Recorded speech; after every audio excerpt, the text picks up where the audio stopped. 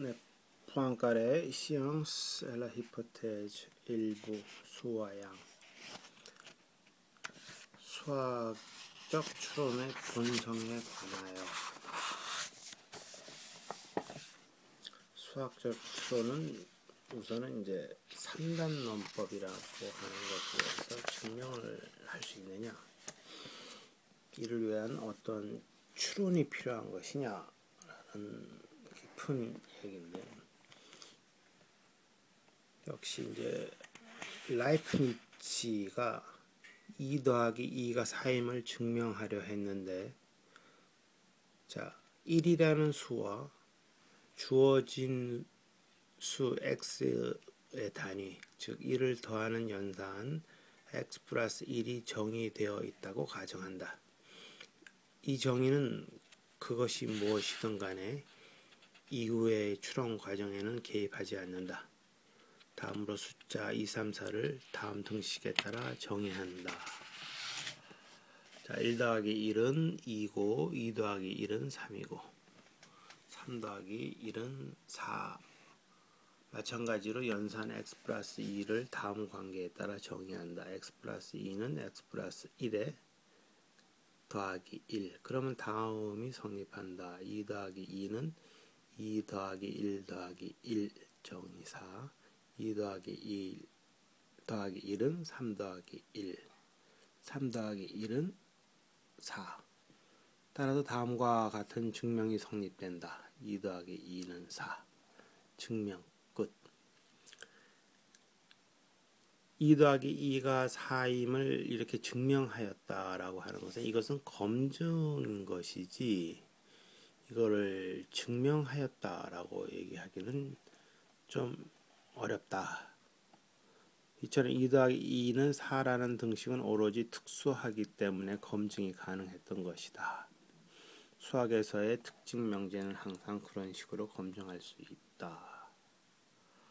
그러나 만일 수학이 이러한 검증들의 계열로 환원되어야 했다면 과학이라 할 수 없었을 것이다. 예컨대 체스 기사가 상대를 이겼다고 해서 과학이 창조되는 것은 아니다. 왜냐하면 과학은 일반적인 것에 관해서만 존재하기 때문이다. 정밀과학의 목적은 바로 이러한 직접적인 검증을 면제받으려는 것이라고까지 할 수 있다. 영국의 버트란드 러셀 경도 1 플러스 1이 2라고 하는 것을 증명하기 위해서 2박 3일간 책상에 앉아서 고민을 했다고 합니다. 라이프니츠도 그 전에 이렇게 어려운, 너무나 간단한 것을 증명을 하려고 했었다는 것인데요. 철학적인 추론이라고 하는 것은 아주 근본적인 것을 설명을 하면서 시작되는 것이 아니냐. 여기서 포항가래도 덧셈의 정의, 덧셈의 속성, 거기서 이제 결합법칙, 그리고 교환법칙, 곱셈의 정의, 곱셈의 속성, 분배법칙, 교환법칙, 이런 것을 증명하면서 자신의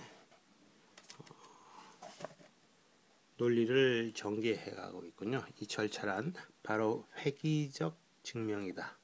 즉 먼저 어떤 정의를 n은 1에 대해 확립하고 다음으로 n-2일 때 참이라면 n일 때도 참이라는 것을 보여주고 나서 이로부터 모든 정수에 대해 참이라는 결론을 내리는 것이다.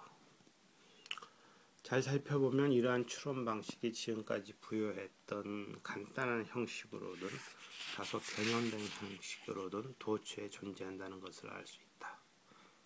따라서 이것이야말로 전형적인 수학적 추론이며 이를 더 상세히 검토할 필요가 있다. 3단 논법과 추론, 덧셈, 곱셈.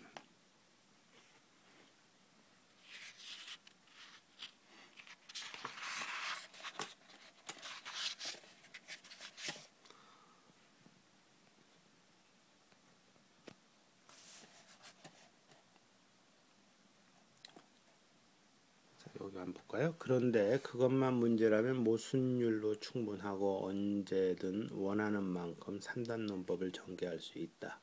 오로지 단 하나의 공식 안에 무한한 3단 논법이 포함되어 있는 경우에만 오로지 무한에 대해서만 이 원리는 무너지고 마찬가지로 경험도 무력해지는 것이다. 이 규칙은 분석적 증명이나 경험을 통해서는 접근할 수 없기 때문에 선언적 종합 판단의 참된 전형이 되며 다른 한편으로는 몇몇 기하학적 공준처럼 그로부터 하나의 규약을 정할 수도 없다.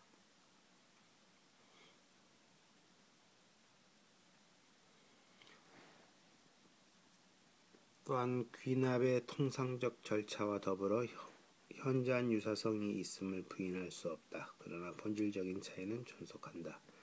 물리학에 적용되는 귀납법이 항상 불확실한 이유는 우주의 보편 질서, 즉 우리의 외부에 존재하는 질서에 대한 확신에 기초하기 때문이다.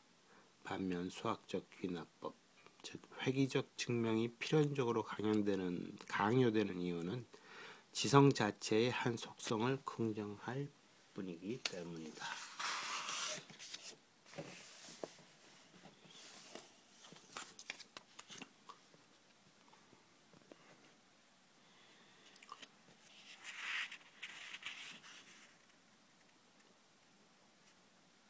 자, 그러면 수학자는 구성을 통해 나아가며 더욱더 복잡한 조합을 구성하는 것이다. 그 이후에는 이 조합들, 말하자면 이 총체들을 분석하여 본래 요소로 되돌아옴으로써 그 요소의 관계를 식별하고 거기에서 총체들의 관계를 연역해낸다.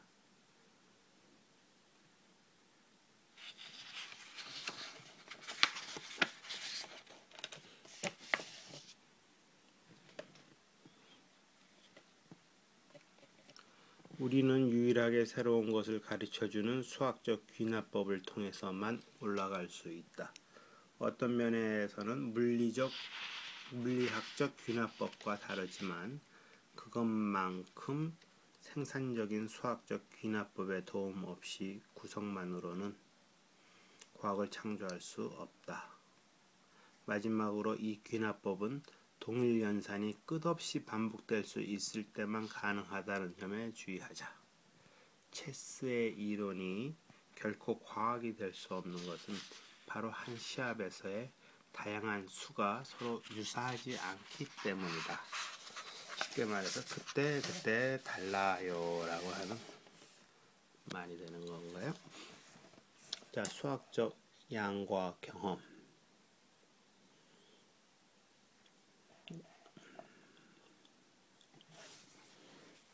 여기서 이제 무리수의 정의, 데데킨 얘기가 나오거든요. 물리적 연속. 여기서 하나의 공식만 주의해보죠. A는 B, B는 C.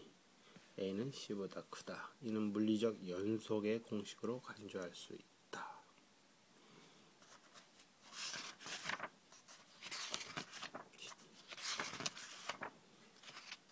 그 다음 페이지에서 수학적 연속의 창조 첫 번째 단계.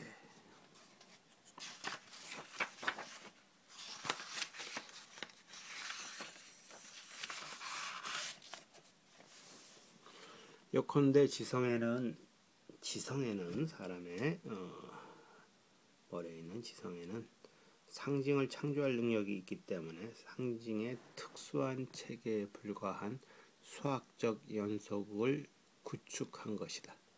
그 역량을 제한한 것은 모든 모순을 피해야 한다는 것뿐이지만 지성은 경험에서 동기를 부여받을 때만 그것을 이용한다.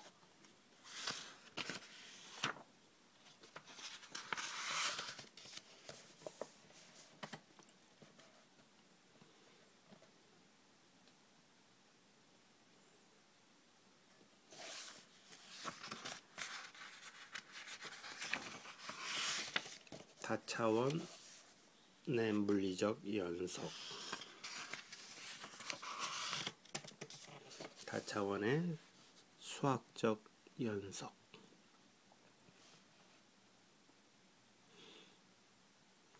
연속이라고 한 것이 있다면 이와 반대로 절단이 이루어져도 연속식을 분할하는 데 충분하지 않을 수도 있다. 물리적 연속을 분류하려면 이를 분할하기 위해 어떤 절단이 필요한지 명확히 검토해야 한다. 1차원 연속, 수학적 연속. 여기서 그 양을 항상 측정 가능할 필요는 없다. 예컨대 기하학의 어떤 분야에서는 양의 측정은 문제 삼지 않고, 예를 들어 곡선 ABC 위에서 점 B가 점 A와 점 C 사이에 있는지 아는 데만 몰두할 뿐, 호 AB의 길이가 호 BC의 길이와 같은지 아니면 그 2배인지는 알려고 하지 않는데, 바로 이것이 위치 해석, 위상기하, 아날리스 시튜스이다. 이는 가장 훌륭한 기하학자들이 주목을 받은 학설의 본체이며 일련의 뛰어난 정리가 차례로 이끌어졌다. 사실 이것은 이제 앙리 포앙카레가 만드는 토톨로지, 위상수학의 시작이 된다는 얘기죠. 2부 공간, 비우클리드 기하학.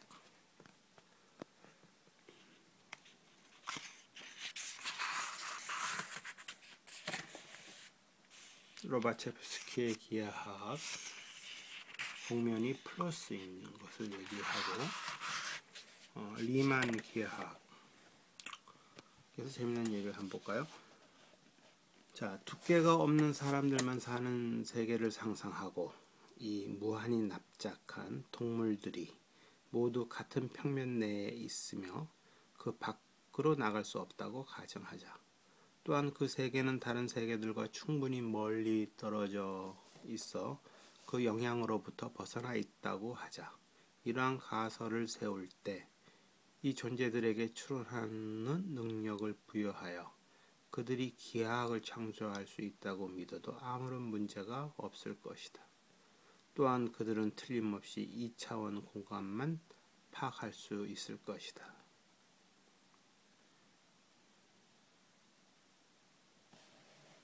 하지만 이제 이 가상적 동물들이 두께가 없는 채로 평면 도형이 아닌 구명 도형의 형태를 띠고 모두 동일한 구면 위에 존재하며 그로부터 벗어날 수는 없다고 가정하자.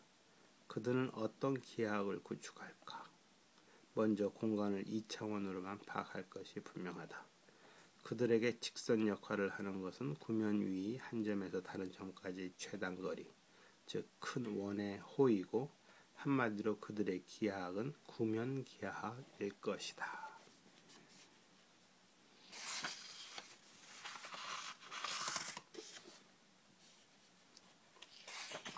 비우클리드 기하학의 해석.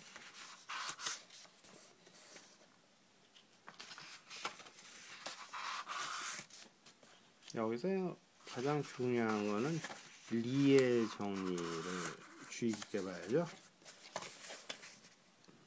포앙카레 컨적션에서 나오는, 추측에서도 나오는 리의 정리 한번.